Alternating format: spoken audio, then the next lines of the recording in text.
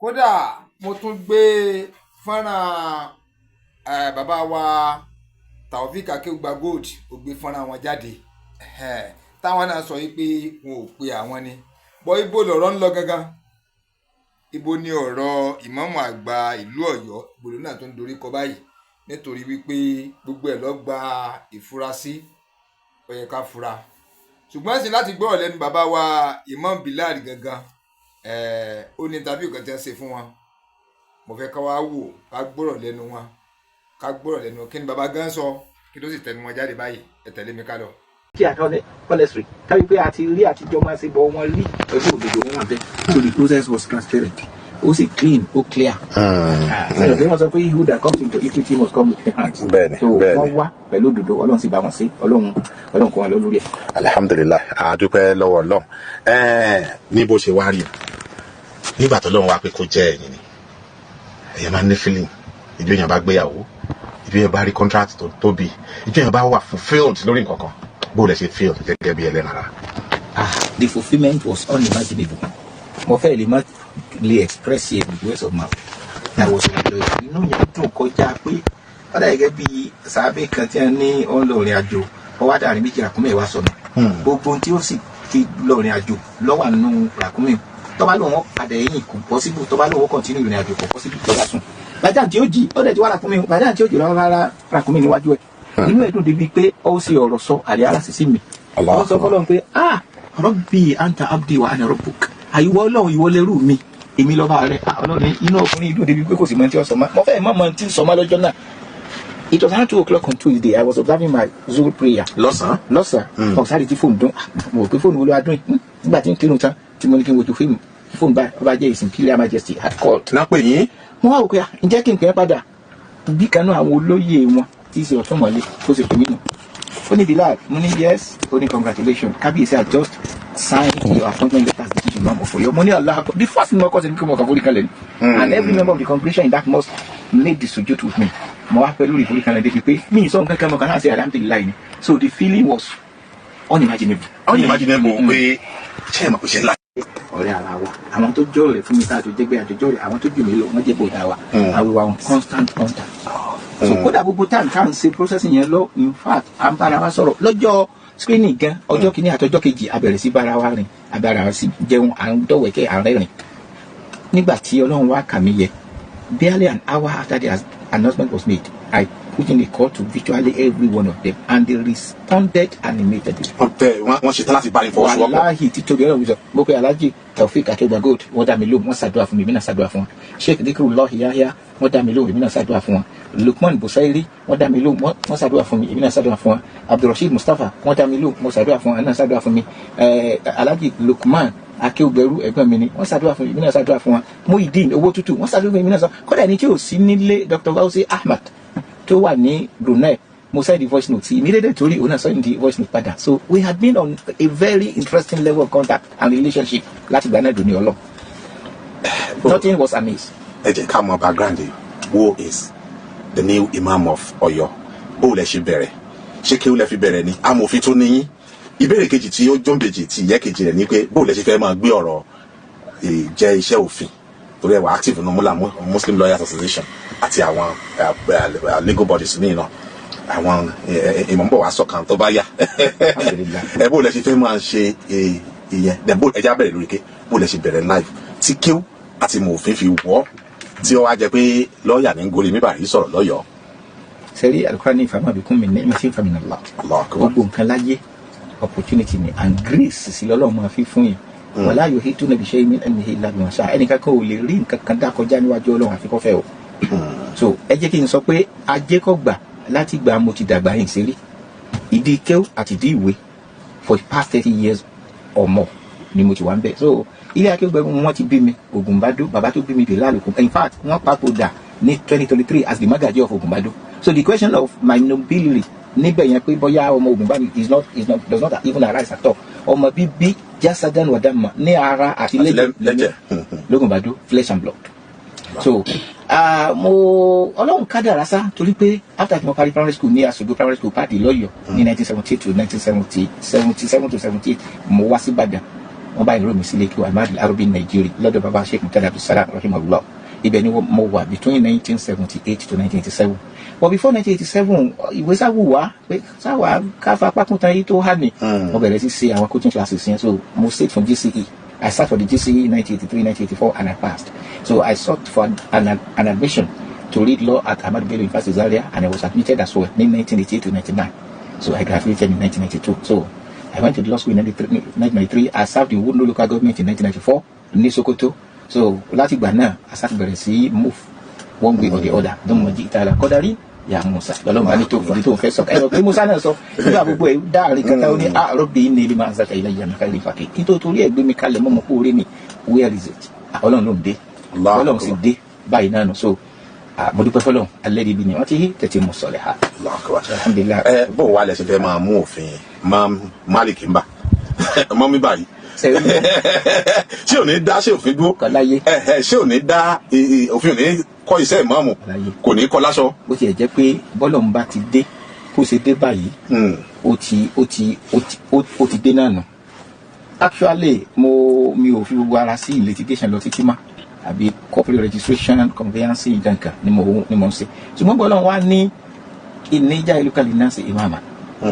So òun ti fi ọ ṣe ìmáàmù so tọ́lọ̀ ń bá sì ti lóhun ra ara àwọn alùpàá ní inna Allah ashtara minal mu'minina anfusahum wa amwalahum bi anna lahumul jannah يقاتلون في سبيل الله فيقتلون ويقتلون وعدا عليه حقا في التوراة والإنجيل والقرآن فمن أوفى بعهده من الله فاستبشروا ببيعكم الذي بايعتم به ذلك الفوز العظيم. So tọ́lọ̀ bá ti is a bargain tọ́lọ̀ bá ti ra mùmínì ọ̀rọ̀ ra ìgbésí ayé àti dúkìá rẹ̀ ó wá gbé àlùjánnà fún gbogbo bí bùkátà rẹ̀ ó sì bí ya ó wà lọ́wọ́ lọ ṣe àsìkò ń ṣiṣẹ́ gan tẹ́lẹ̀ sá àlùbáríkà là ń jẹ iṣẹ́ wo là ń ṣe so àmọ́ tó ń ti bẹ́ẹ̀ Ọlọ́run kádàrá kí n tún láwọn extra iṣẹ́ mi yàtọ̀ sófin àwa into farming àwa into transport àdẹ́bí tó kò lè di lọ́dẹ̀bí power jókòó ti iṣẹ́ ìpè bọ́yá ní ọmọ mú ọba tí ń ṣe bẹ̀ lọ́lọ́run tí ò kú nídìí àrùn kankan nítòsí sọfà nàbí ni pé yá ayúwa nàbí yú hasbukallahu wa man ittaba'aka minal mu'minin òun tó wà gbogbo ọ̀dà wá kẹlẹ̀ ọ́ títú Ọlọ́run it is all encompassing and all embracing tí ò síbi kankan tó ti yàtọ̀ Ọlọ́run tó mi insha Allah bi'idhnillah. So, ìkànnì Pensioners 106.7 FM, Voice of Liberation, Àgbàlódé Radio, First Labour Radio in Africa.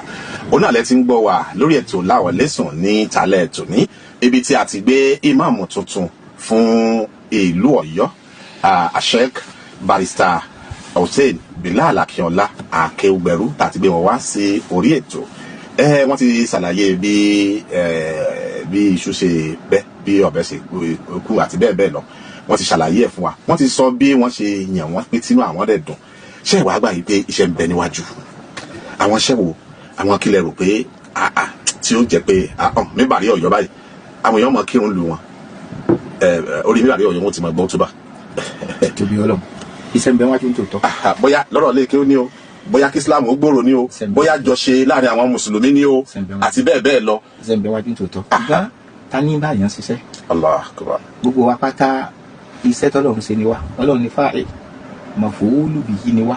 wọ́n lẹ́nìkan ní olùkọ́ kí ó lọ́dọ̀ àfà lọ́jọ́ kan aláàfà wa sọ pé yanqasimu al-kalima ila thalathati aqsam a pín ọ̀rọ̀ sọ́nà mẹ́ta ẹni tó ṣiṣẹ́ iṣẹ́ tí wọ́n ṣe àtẹni tí wọ́n ṣiṣẹ́ lé lórí fi'lun fa'ilun wa maf'ulu bihi. wọ́n á ní sórí dọ̀rábà zaidu ahmada zaidu na ahmad sórí zaidu níbi òní fáìlù dọ̀rábà ní fíìl ahmada ni maf'ulu bihi wọ́n láfa ní láyé wọn kọ́ náwó ma ǹjẹ́ kí ló dé ọ̀rọ̀ sọ pé sẹ́nìkan bẹ tó ṣiṣẹ́ yàtọ̀ sọ́lọ̀. Allahu akbar. gbogbo wa pátá iṣẹ́ tó lọ́n sí ni wa.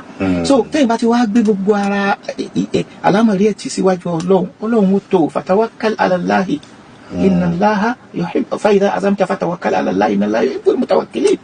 so kìí ṣe pé èèyàn mọ́ gbìyànjú you fulfil all righteousness you do all the needful wà wá gbé alámọ̀rí tó kú bánàbí náà sì sì lè ṣe ayé mu both Mecca and Medina two faces in Islam ní Mecca face and Medina face and the Prophet sallallahu alaihi wasallam was able to bless the trade anabi sí lákàlàkà níbi tó ti ń gbẹ́gbẹ́ rẹ lọ anabi sí yẹn kankan nínú méjèèjì so tẹ́lẹ̀ bá ti tẹ̀lé sún anabi efficiently effortlessly and so inshallah Ọlọ́run tó.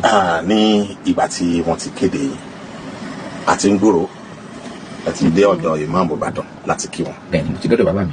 ẹ ti lọ sí Mahadul Arabi. bẹ́ẹ̀ni lọ́dọ̀ àfáà ibi tó jẹ́ àṣìlò yín nípa kéwù ìpìlẹ̀ ẹ ti dé ọ̀dọ̀ àwọn mùsùlùmí ẹ dé ọ̀dọ̀ Sheikh Babalagbeni ẹ dé ọ̀dọ̀ Professor Naibi àti Professor Kiki Ọlọ́ṣọ̀ àti Chairman Muslim Community ní alájìkúnlé sí à ń tẹ̀lé ẹni pẹ́ sọ fún mi kà káàkiri ayọ̀ mọ́ wọ́n sì ṣe dáadáa kò jẹ́ tí wọ́n ti kí ni àwọn tẹ̀lé ètò ṣe sọ pé tí wọ́n gbà yín mọ̀ràn tí wọ́n sọ fún yín tí ẹ fi ẹnìkan náà tí inú rẹ̀ náà tó lò torí ẹ wá sọ́dọ̀ òun irú àwọn èèyàn kan ó dàbí pé ìgbà tí wọ́n tún tí ẹ tún dìlú Ọ̀yọ́ láti kọ́kọ́ ṣe útúbà àkọ́kọ́ inú àwọn èèyàn dùn bí a ṣe kí làwọn tí ẹ lè fà kí làwọn tí ẹ rí kọ́ lọ́dọ̀ àwọn kọ̀ọ̀kan tí ẹ ń dé yìí àtàwọn àlejò míì tí ẹ rí pé bí ẹ bá wà lẹ́gbẹ̀ẹ́ yín tẹ́lẹ̀ ní bá pè báyìí yóò ṣàdúrà pé inú òun dùn ibi tí a fẹ́ kí kòkó ti wù ibẹ̀ náà ló ti wù kí làwọn tẹ ìfà téèyàn tó ti fílẹ̀ tó ti yàtọ̀ láàrin ìgbà tẹ́ ẹ ti jẹ náà. sẹ́rin tí mo rí fà ni pé Al-Qur'an ní annahu man yattaqi wa yasbir fa inna Allaha la yudi'u ajra al-muhsinin kéèyàn bẹ̀rù Ọlọ́run tán yányá kó sì ṣe sùúrù Ọlọ́run kò ní lọ ẹ̀san rí àwọn títí dáadáa la wàláì ti tóbi Ọlọ́run yìí jẹ́ yẹn gbé o Ọlọ́run yìí ṣe ọjà ara kì í sì ṣe ọjà san kí n lọ fẹ́ tà fọlọ́run ní tó kéré lọ́ọ́ àkọ́dàn hasanan fayidà tó gbogbo ń tẹ́ bá fẹ́ fọlọ́run ẹ make sure kó dà ní tí mo rí i pé gbogbo bàbá tí mo wá visit yẹn pátápátá ní tí wọ́n sọ fún ni pé àti máa ṣe bọ̀ rẹ má padà. ẹ má jẹ́ káàrin àyìn àtọ́lọ́run dàrú. má jẹ́ káàrin àyìn àtọ́ ní tí mo rí aláìsí gbogbo rírì ọ̀tí ni pé mi ìlú Ọlọ́run. kò yé mi. ìlú ni ìdá ìlú tẹ ìfi omi ẹ pa nǹkan ní kọ̀rọ̀ àti ní gbangba. Ọlọ́run mo fi sẹ́rí. Allahu Akbar. Aghayra Allah yabghi rabban wa rabbu kulli shay'in aya Qur'an talẹ̀ tún fẹ́ kí n bùkátà lẹ́yìn Ọlọ́run níwọ̀n ìgbà tó jẹ́ pé Ọlọ́run ló ní gbogbo nǹkan Aghayra Allah yabghikum ilahan wa huwa faddalakum ala al-alamin ká ní mo bùkátà fún yín pé kẹ́ ẹ wá lẹ́yìn Ọlọ́run tó ní gbogbo ẹ̀dá nínú Qur'an níbi kan nígbà tí ààrẹ Ibrahim sọ pé Ọlọ́run gangan àkúrà ní wahajjahu qawmuhu àwọn ìjọ rẹ̀ wá ń bá jiyàn pé ó ìsìkọ́ ní atuhajuni fillahi wa qad hadani ولا أخاف ما تشركون به إلا يشاء ربي شيئا وسع ربي كل شيء علما فلا يتذكرون وكيف أخاف ما أشركتم ولا تخافون أنكم أشركتم بالله ما لم ينزل به عليكم سلطانا أكون ما فريق كيف أي الفريقين أحق بالأمر تلو يوني توصفوا كبالة إنه ينتين سن كمية تصلوا على دين سلام أو فريق الذين آمنوا ولم يلبسوا إيمانهم بالظلم أولئك لهم الأمر وهم مهتدون gbogbo ẹni tó bá nígbàgbọ́ sọ́lọ́run tí ó sì cosmetize ìgbàgbọ́ pẹ̀lú àbòsí náà ní pé ẹbọ káàkó láti mú nǹkan míì ní Ọlọ́run yàtọ̀ sọ́lọ́run ó sọ fún wa gbogbo ilé ìtẹ́ ìmú lọ́lọ́run yìí ádá kálkùláì faruni mádá kálákàlẹ̀ dínà méjì ní òkè ẹ̀dá tó wọn Ọlọ́run ní tí àwọn tí ẹmú lọ́lọ́run dá ẹmú wà ká kọ̀ǹpì ara wọn. so kò sí nǹkan Yorùbá lè ti parí ọ̀rọ̀ wọn ní tí ò lẹ́nu ìgbọ́n ju ní ìlọ ọwọ́ àyà mi lẹ́nu. I watch a clip nínú Facebook níjọ́ kan báyìí odidi màálù sí ń kásẹ̀ léèyàn lórí ìdọ̀ ọdọ̀ balẹ̀ fún tá ti ń pè lọ́lọ́run rẹ̀ mo ní màálù táwọn ń pàjẹ́ Nàìjíríà. látẹ̀ndà. So the person ni pé kéèyàn mọ̀ mọ́ Ọlọ́run kọ́ mọ̀rọ̀gún takùláhà kọ́ mọ́ da ìlú tí Ọlọ́run níbi kankan iyyaka na'budu kọ́jọ́ Ọlọ́run nìkan lọ́mọ sin khasatan sincerely and exclusively wa iyyaka nasta'in ọ̀dọ̀ rẹ̀ náà ló sì máa ti béèrè gbogbo nǹkan kódà wọ́n ní tánibí bá fẹ́ mú nǹkan láti bí síbi yóò ṣe bismillah pé Ọlọ́run lápò yóò ṣe fún mi láti mú. ìyẹn lẹ ti ń ṣe. títóbi Ọlọ́run alhamdulillah Ọlọ́run fi rọrùn fún mi torí pé nǹkan kan ò ṣeé ṣe láìsí Ọlọ́run bá fi rọrùn fún yàn wa qalu alhamdulillahi alladhi hadana li hadha wa ma kunna linahtadiya lawla an hadana Allah sáàlì mọ̀nà tí bá ṣe Ọlọ́run bá fi àmọ̀nà so ọpẹ́ ní fọlọ́ ala ni'matil Islam. àwọn kìnnìkan tẹ́ ẹ máa ṣe kó tó di pé wọ́n àná sí i mo wá rí i pé kò dínkù àwọn èèyàn tún á jẹ́rìí sí pé kò dínkù pé àwọn orí Facebook ni o orí WhatsApp ni o pé láàárọ̀ ẹ máa ń ṣe àmọ́ wá sí i tó jẹ́ pé bí èèyàn bá ti jí báyìí láti ọ̀dọ̀ Barrister Bilal ni ó ti wá di the office of the Grand Chief Imam of Ọ̀yọ́ ṣé yóò sì máa lọ bẹ́ẹ̀ ṣe é máa ráyè ẹ̀ ṣe ọlá ò ní jẹ́ kí àbí tí mo sọ yé yín pé ṣé ìmáàmù tí tíjọ́ náà kọ́ ọlá ti rúbùn wọn lójú ipò ti pọ̀ ní ìsìn ṣé kò ní rí bẹ́ẹ̀. yóò lékún ni torí kọ́lá yóò lékún ni I love that. inú ẹ̀sìn náà ló láwọn náà wà ẹ̀sìn gbé mi níyì ní mi ẹ̀sìn gbé mi ga kì í ṣe mo gbẹ́sìn ga agbẹ́sìn ga àdínní òsì ẹni tẹ́sìn gbé ga ni ẹ̀sìn ló borí wa agolẹ̀sìn takónú ẹ̀ ìdíkùlù fi sílmi káfà so ẹ̀sìn lórúbọ alójú àtúgbọ̀dọ̀ rí nǹkan kan mí ìmọ̀ yàtọ̀ sọ́lọ́hun subhanahu wa ta'ala kásìtẹ̀ lánàá bí tán yányá sallallahu alaihi wasallam àti gbogbo àwọn ẹni rí lọ́ọ́ bá tán so iṣẹ́ ẹ̀sìn ó tún wá lékún torí pé lórí ẹ̀sìn ni mo joyè lé lórí and if you watch my first khutbah it was phenomenal alhamdulilayi Ọ̀yọ́ wò pé so a sì lè rí yàn ní ìlú Ọ̀yọ́ nílé akéwìgbẹ̀rú Sheikh wa Dawud Igi-Ogun wọ́n sọ̀rọ̀ kan rédíò program pé Ọlọ́run kẹ́ ilé akéwùgbẹ́rú pé Ọlọ́run kẹ́ wa nílé akéwù tó wá tá a jáde kò sẹ́ni kankan tó ṣe é fi sẹ́yìn pé eléyìí sọmọ we are all material. So àmọ́ sẹ́mi pé tá a bá ní first class lẹ́nìkan gba 99 98 97 96 99 náà wọ́n gbà ṣùgbọ́n ó ní 99 yẹn sì ó sì lọ ṣáájú. So Ọlọ́run kẹ́ wa gan wọ́n ní ìjà sì lè rẹ́ nìkan tó yẹ pé yóò fẹ́ sọ̀rọ̀ kan wa yufassiru al-Qur'ana bil-Qur'an yóò wà máa mú àyà Qur'an kan wá láti tuntun máa àyà Qur'an mi wọ́n ní azami fọ́dí rọ́bì ìwọ̀n Ọlọ́run lílé kìí ṣe ní máa ṣe ẹnìkankan because mo ti bá Qur'an sábà ní ìsìn ó lé lógójì ọdún. Ó lé ní ogójì ọdún. No I eat the Qur'an, drink the Qur'an, sleep on the Qur'an. My entirety of life is based on the Holy Quran. Alhamdulillah, la fakhar. Kese ti ìgbéraga mo fi dúpẹ́ ní fáwọn bí ni'mati rabbika fahadir. Adúpẹ́. Ìkànnì pension 106.7 FM náà láṣìwà. Àlejò wa pàtàkì barrister Sheikh Kabir Al-Imam Bilal Hussein Akínọlá Akéwùgbẹ́rú. Àwọn náà ni àlejò wa. Ẹ jẹ́ adé òkè lọ́hùn àbíbá. Kí àwọn èèyàn náà sì bá wọn sọ̀rọ̀ ẹ̀yin náà ó pè láti lè láti dá sí ètò inshallah rahman.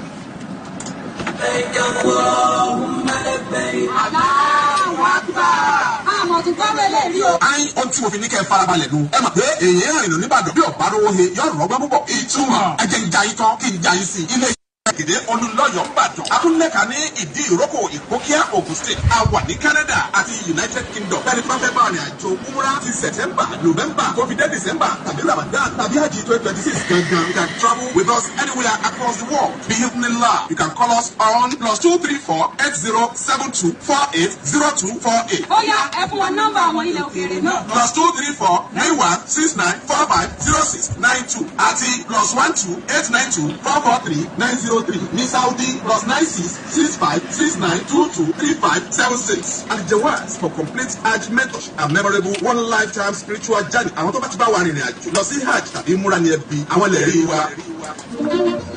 Tó bá gbọ́ olúwa bá láwùrán bí ni ẹ̀sìn kan ṣoṣo ní gbogbo ìbámu ṣe ń lé ayé yìí. Bẹ́ẹ̀ gbogbo ẹ̀sìn ló sì ní ìlànà àti òfin kó rọ̀ mọ́. Ìkórìtò ọ̀rọ̀ wa ni pé báwo ni àwọn ẹlẹ́sìn kọ̀ọ̀kan yóò ṣe máa gbé pọ̀ ní àlàáfíà tí ìṣesí àtakò ìtàkùrọ̀gàn àti àìgbọ́ra ẹni yé kò fi ní máa wáyé pàápàá láàrin ọmọ Yorùbá olóhùn kí ìjókòó àkójáde ìwé ọ̀rọ̀ fanfa oníṣẹ̀ṣe àti mùsùlùmí nílẹ̀ Yorùbá kí ni ọ̀nà àbáyọ yóò fi wáyé nínú gbọ̀ngàn House of Chiefs ní Secretariat Ìbàdàn lọ́gbọ̀njọ́ oṣù kọkànlá 30 November 2025 ní dédé aago 10 àárọ̀ tí amòfin Kọ́sìm Ògúnlànà Láìtọ́ Àbúdáwà àrọ́mọdọ́mọ Àgídìmọ̀làjà Ilé-Ifẹ̀ yóò ṣe àgbékalẹ̀ rẹ̀. The reviewer of the conflict resolution book is Ààrẹ Kọ́láwọlé Azeez Abiodun Ààrẹ pèdèpèdè of Àṣìpà Professor Abdulhafiz Ọládòsù ti University Ìbàdàn yóò sì ti máa bánisọ̀rọ̀ àpilẹ̀kọ ọkọ̀ orí adé ọrùn lẹ̀kẹ̀ ni wọ́n ti jẹ́ o wípé àwọn ń bọ̀ wá fìjókòó yá sí. Ẹ má gbẹ̀yìn o announcer the book launching committee.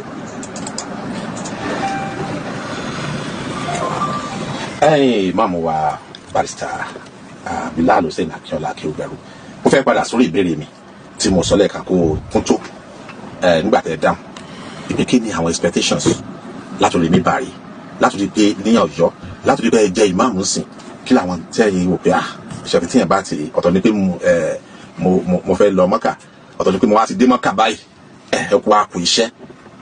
Alhamdulillah wassalatu wassalamu ala rasulillah.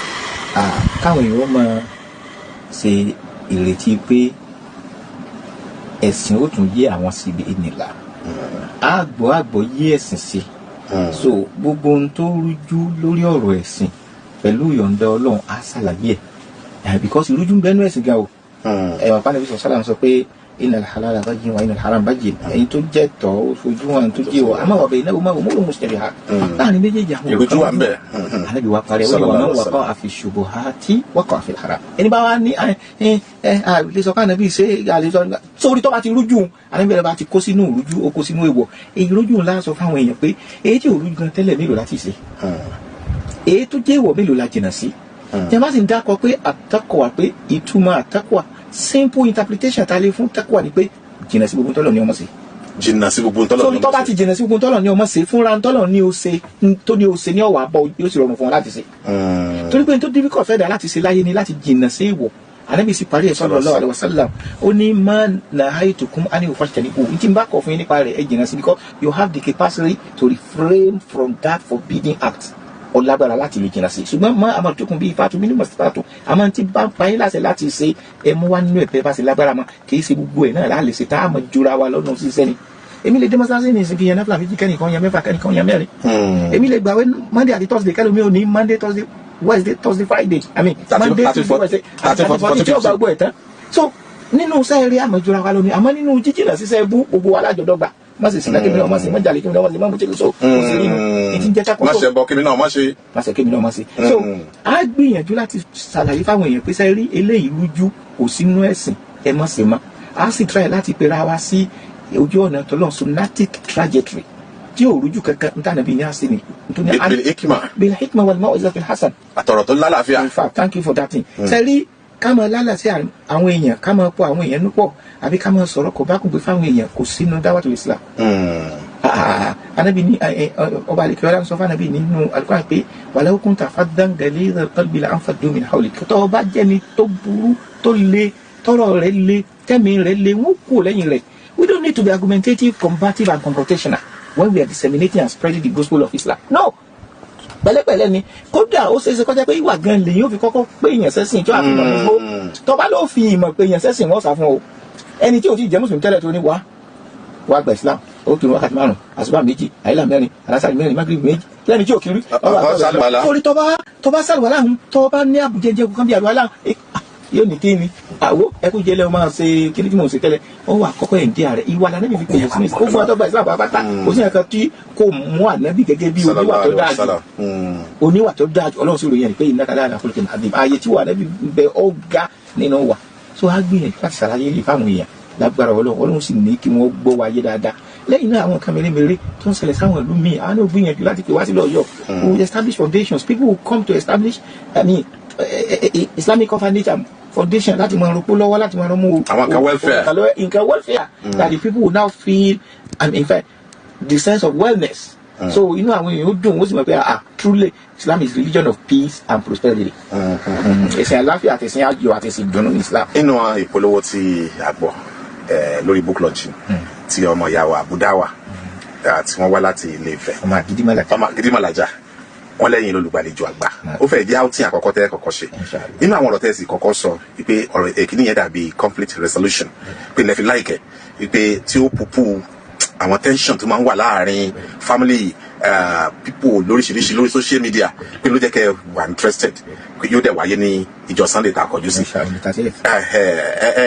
mo fẹ́ kí ó ń show pé you are somebody who come with olive branch you are a peaceful person you are an advocate of peace and community development and relationship tó lálàáfíà so mo fẹ́ kẹ́ kàn throw àlàyé lórí ẹ̀ ká tó wá bọ́ sórí official tó bá ní tiyín gàgà. Everything about study life and every sort of thing. Look at the way the Prophet lived his life in Mecca. He coexisted and cohabited with the traditionalists. Kódà àrí ọ̀nkọ́ Ànábì sallallahu alaihi wasallam bí 70 years Ànábì gbé lọ́dọ̀ at the age of 8 láàrin ìdọ́dọ̀ ẹ̀ ọ̀dẹ̀ kò lè dé at the age of 25 òun ló fa Khadija lára lọ Abu Talib is a Muslim and he did not even die as a Muslim because he did not even embrace Islam. But to protect Ànábì. Oh, so Ànábì is very. Ó fẹ́rẹ̀ débi pé ọmọ méjì ló fún Ali ibn Abi Talib àti Aqil. So sẹ́rí the issue of pé ẹnìkan sẹ́sì mí sẹ́rí the issue of Islam Ọlọ́run ló ní o kódà ó sọ fún Ànábì pé innaka la tahdi man ahbabta walakinna Allaha yahdi man yasha.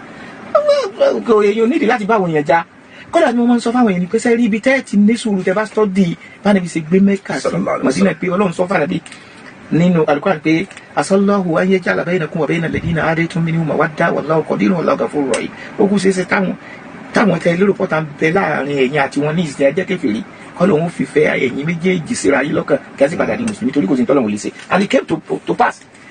Abu Sufyan became a Muslim at the end of the day. Khalid ibn Walid became Muslim at the end of the day. Kí yẹn sì jẹ́ ọ̀tá tó gbóríjì nínú jíjẹ́ ọ̀tá fanabi a ní láti bẹ́ẹ̀ ní kàkàjà. Akásàlàyé Islam gently pleasantly abẹ́ ọ̀dọ́sá tí ó fi gbọ́. So and look at the way the prophet cohabited again with the Jews in Medina Banu Kainuka Banu Nadir and Banu Quraiza.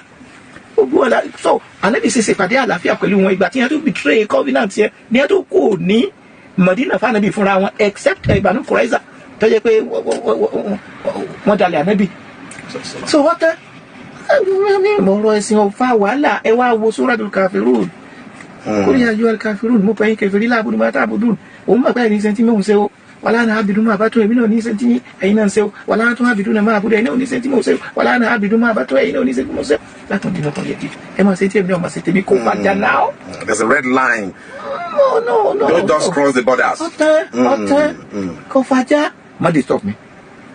Quran sì sọ pé láàyè ní hapunallahu anil ladina lam yuqatilukum fi ddini wa lam yukhrijukum min diyarikum an tabarruhum wa tuqsitu ilayhim inna Allaha yuhibbul muqsitin. Look at the way Allah concluded that verse. Pé Ọlọ́run náà kọ fún yín láti máa ní àjọṣepọ̀ pẹ̀lú àwọn tí ò persecute yín in your religion and does not drive you away ignominiously, unceremoniously and disgracefully from your homes. So an tabarruhum pé kẹ́ ṣe dáadáa fún wọn sí wọn wọ́n tó ti tàlẹ́ ìka ìṣedédé pẹ̀lú wọn torí pé Ọlọ́run ọba fẹ́rẹ̀ ẹni tí ń ṣe déédéé pọ̀ Ọlọ́run sọ pé ká mú bọ́n ká má dà ká má lọ bá kẹfì jà o. sọ̀rọ̀ Islam rẹ jẹ́jẹ́ tí wọ́n bá gbà alhamdulilayi tí wọ́n bá sì gbà ọ̀tá. Why do you have to be combative? Alhamdulilayi rabbil alamin. Adiba jẹ́ a gbọ́ ìkéde àwọn kéde yẹn tẹ̀léra wọn lẹ́ẹ̀kan sí ká tó wá bọ́ sí ọ̀rọ̀ tọ́ba ní proper bó ni ó ṣe rí ìní planning ìbò ní venue àti bẹ́ẹ̀ bẹ́ẹ̀ lọ. Ọlọ́run dàpọ̀ yọba ni mú ọjọ́ dúró Ọlọ́run sì jẹ́ kẹ́ ẹ pẹ́ ń bẹ̀ lórí dáadáa Ọlọ́run ní ìfà rẹ̀ ṣe yín kí a ṣe pé Kini Lemamu wá dà yìí Kini Lemamu wá sí ọkùnrin Ọlọ́run ní jọ́ dàrú kò ní fẹ́ ẹ̀rọ la hawla wala quwwata illa billahi al-azim náà.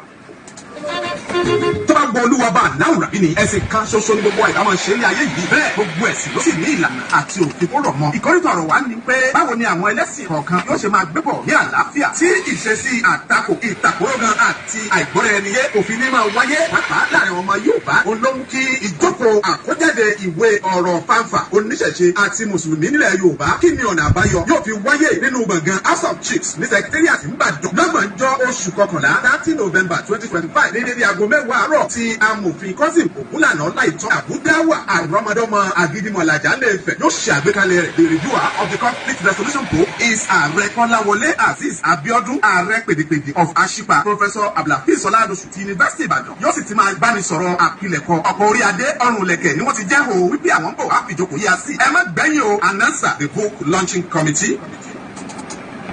لبيك اللهم لبيك الله أكبر àwọn tó bá wẹlé rí o. ayin ohun tí mo fi ní kẹ́ ẹ farabalẹ̀ nu ẹ mọ̀ pé èyí rìn lọ nìbàdàn bí ọ̀bá rówó he yóò rọ́gbọ́n púpọ̀. ìtumọ̀ ẹ jẹ́ ń ja yín tán kí n ja yín sí i. iléeṣẹ́ Aljawas travels and tours ló ní kẹ́ ẹ bá wa dòwò pọ̀ láti gba ládà àti làádà nítorí pé bẹ́ẹ̀yìn ogún 20 bá bá wa lọ sí àjì tó sì jẹ́ pé ẹ̀yin lẹ júwe iléeṣẹ́ wa fún wa á fún yín ní àjì ọ̀fẹ́ ó wá kéré jù èèyàn méjì tẹ́ ẹ bá júwe iléeṣẹ́ Aljawas travel and tours fún fún ìpara rewards fún wa 100,000 naira nẹ́ẹ̀fì ṣèpàjẹ́ tẹ́ ẹ fẹ́ ní káàṣì ní àbí transfer pẹ̀lú ẹran àgbo léyà tó dá pé kódà tó bá jẹ́ pé ẹnìkan péré lẹ́júwe fún tó sì bá wa rìnrìn àjò ní Aljawas travels and tours 100,000 lẹ́gbà fẹ́ni tẹ́ ni ó da pọ̀ mọ́ ìrìn àjò wa Aljawas travels and tours fún hajj ọdún 2026 yìí 9.5 million lówó wa ẹ lè sanwó lẹ́ẹ̀kan gbógi tàbí díẹ̀díẹ̀ at Aljawas travels and tours we are accredited and flies regularly with Emirates, Egyptian, Qatar Airlines and Turkish Airlines with accommodation at 3-star and 5-star standard hotels tó súnmọ́ haram pẹ́kípẹ́kí láti mú yín ṣe sí ara àsáwọn àyè tó nítumọ̀ tó lákọọ́lẹ̀ pẹ̀lú ìtọ́sọ́nà ní gbogbo ìgbà. We have different grades of packages which can be silver, gold or platinum. Bẹ́ẹ̀ bá ṣe fẹ́ ni pẹ̀lú oúnjẹ bí ọlọ́ba. Ẹ lè kàn sí wa ní number 35 Ìfẹ́lọ́dún zone Jègèdè Olúlọ́yọ̀ Ìbàdàn. Atúnlẹ̀ka ní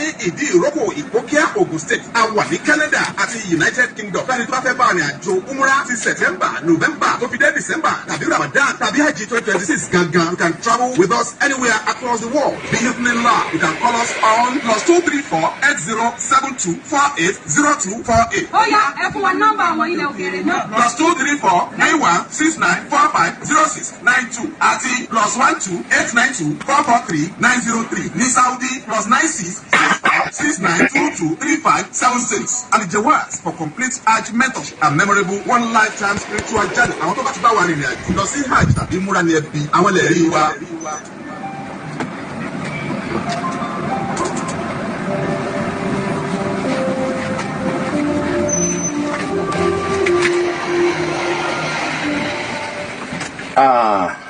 Bàbá wa ìmáàmù tilẹ̀ Ọ̀yọ́ káfàtà bó ni on the 6 December 6 ìjọ grant ọba ni. Ọlọ́run ọba yóò jẹ́ orí bá ń ṣe ń fẹ́ Àmín. yóò tún wá dájú bá ń ṣe ń fẹ́ lọ. àmín ya Allah. torí pé the telltale signs gan ti fi hàn pé Ọlọ́run ti gbà lọ́wọ́ wa. The responses we are getting from the stakeholders in Islam throughout Nigeria is And beyond. and beyond is encouraging. Professor Abdulrazak Abdulmajid Alaro, and he was a guest. Wow. He is my friend. We were together in Zaria in 1989. That's cool. A very good friend. One of the people I met in Zaria in 1989. As I want to Alaro Kurikuri Vice. Okay, that is one. That is one. So, and Moto 5 Fasiko took key His Imperial Majesty again, Kabiyesi. Kabiyesi, wọ́n gbìyànjú pọ̀ because our planning committee tí wọ́n wà lórí ọ̀rọ̀ yìí, Kabiyesi gave them more than 100% support, headed by Alhaji Daud Igiogun and other subcommittees. At least we are having almost 13 subcommittees. Lórí ọ̀rọ̀ Tobaniya. It was going to be very, very, in fact, phenomenal. The evening la. So, gbogbo àwọn ọba ni wọ́n bọ̀, gbogbo àwọn bàbá àbátá lọ visit yẹn. Gbogbo àwọn bọ̀, Professor Kini náà bọ̀, gbogbo àwọn Alhaji Kunle Sanni, Ààrẹ Mùsùlùmí. Yesterday, as at this time yesterday, mo wà lọ́dọ̀ bàbá Olúbàdàn pẹ̀lú Ààrẹ Mùsùlùmí ilẹ̀ Yorùbá. That's very good. I love So, it. and Ààrẹ Mùsùlùmí Ọ̀yọ́, Alhaji Kamari say is fully involved. Gbogbo àwọn èèyàn Ọlọ́run ni wọ́n nífẹ̀ẹ́ Ọlọ́run lára máa wò pé kí wọ́n á ti fọ́lọ́run báyìí. Allah Akbar. I think Àgbẹ̀ni tí ọba gbọ́ ni òní sọ fún òun, and kò dẹ̀ sí ìsẹ́ni tí ọgbọ́n, the Facebook was a god, the media was a god, the internet was a god. That's very good. So, mo ṣe báyìí, àwọn ọ̀làmọ́ akùnrin àjọ ṣẹ̀kúrà sí ìwọ̀n àníjẹ́rú kí ó dúpẹ́ fọ́lọ́run ni. Alhamdulillah. Alhamdulillah Rabbil alamin. Lórí Facebook o Akande Maruf Nafiwa Jawas Travels wọ́n ní ẹ bá ń kí bàbá Imam. Abdulhakeem Yakub oníwàrà oní ẹ̀kú ètò Adéyẹmọ Maruf Rasheed Ashima babalọ́mọ tuntun Muflihun Ustaz wa Ọlọ́run yóò wà ní sanwó-ẹ̀sán rẹ̀. Ẹ pé wo fún àwọn àjàmọ̀lá. Ridwan Oyelaki, thank you very much. Abdulwasi Ọláréwájú bẹ́ẹ̀ náà ni ẹ tún lè máa wò wá ní olórí ẹbí Global Media Links ti àwọn ní media person the Grand Chief Imam ti Ọ̀yọ́ lórí ti ọ̀dọ̀ wọn Antokiwa Prince Ọbásanjọ́ Amsa Avis àti bẹ́ẹ̀ bẹ́ẹ̀ lọ. Ẹ ṣé gan ni ojú òní tiyín. Ẹ jẹ́ ń sí ojú òpó lẹ̀ bóyá lè gba ìpè kan tàbí méjì 070-6639-1367. Ìyá Jamani ẹ̀yin náà ṣe o. Ọ̀gbẹ́ni Tijani kọ́ yìí. Wa alaikum salaam wa barakatuh. Ẹ ṣeun. Allah akbar. Àmín, àmín. Àmín, àmín. Àmín, àmín, àmín. Àmín o, àmín o.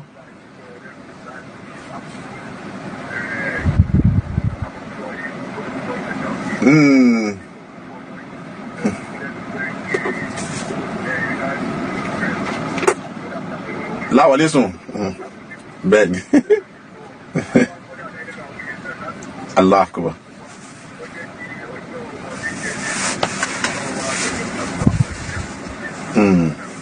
Allah akbar. Alhamdulillah.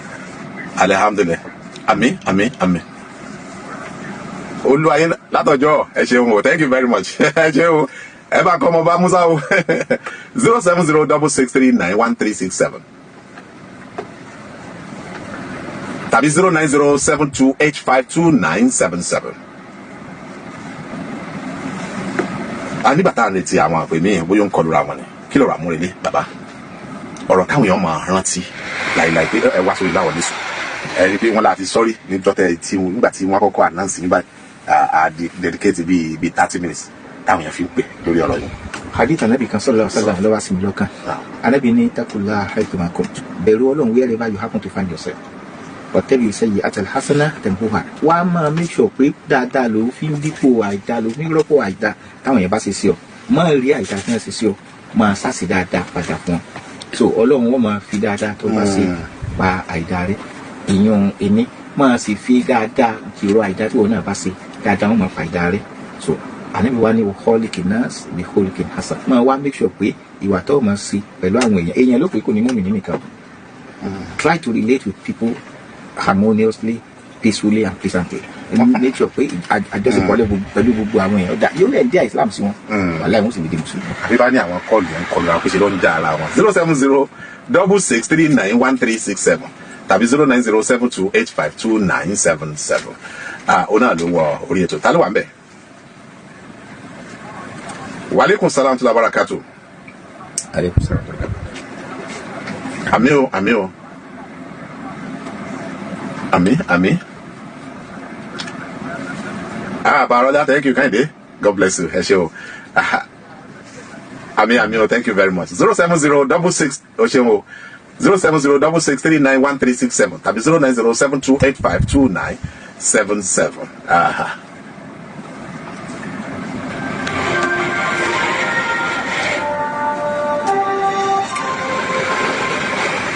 PTA o ṣeun ta ló wà ń bẹ̀ hello ẹ mọ̀ kálẹ̀ ìyá àfihàn lọ́la láti bo láti onírèké ń bàdàn ẹ ṣeun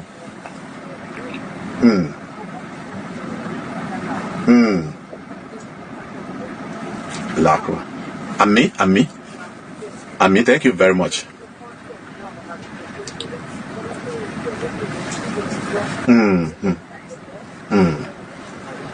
ọ̀rọ̀ tútù ọ̀rọ̀ làákàyè ẹ ṣe.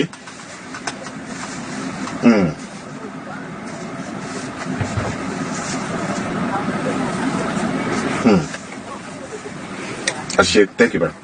God bless you. Àmì ẹ ṣe gan o wọ́n ní Christian làwọn báwọn láìkí bẹ́ẹ̀ ti ń sọ̀rọ̀ yẹn pé ló jẹ́ káwọn ó pè àwọn tí wọ́n kọ̀ wọ́n ní pẹ̀lú bàbá Jamaldeen Bilal Nurudeen Abdulsalam ẹ ṣé o Mọ́jálá Olúwa Yusuf ó ṣe gan ni fún iṣẹ́ takuntakun tí ó ṣe fún iṣẹ́ yìí ọ̀gbẹ́ni Ọláyíwọlá Ọlábàyíwá thank you very much ẹ ṣé gan ni o ojú òní tiwa Abíbá ìwọ náà ṣe ojú òní tiẹ̀ Maruf Alábàmí Yusuf òun náà ni ó kọ tèmi tó gbóyin ti fèsì sọ ló kọ láwọlé sùn 08037214759 08037214759 ẹ má gbàgbé láti máa lọ sí orí YouTube page wa fáwọn iṣẹ́ takuntakun míì tá à ń ṣe tó jẹ́ pé tí máàmù náà ń bọ̀ ń bẹ̀ inshallah tẹ́ bá ti tẹ Láwọlé Sùn plus lórí YouTube ẹ ṣe gan ni o ẹ tún lè wo ètò yìí lórí Maruf Yusuf page lórí Facebook àti lórí olórí ẹbí Global Media Links OJML ẹ ṣe gan ni o kọ́sì màyọ́mọ́ thank you very much Dr. Babatunde tí a mi yò ẹ ṣe gan ni àti gbogbo àwọn aláṣẹ ìkànnì 106.7 Pensioners FM Voice of Liberation ó tún dijẹ́ mẹ́jọ lágbára Ọlọ́run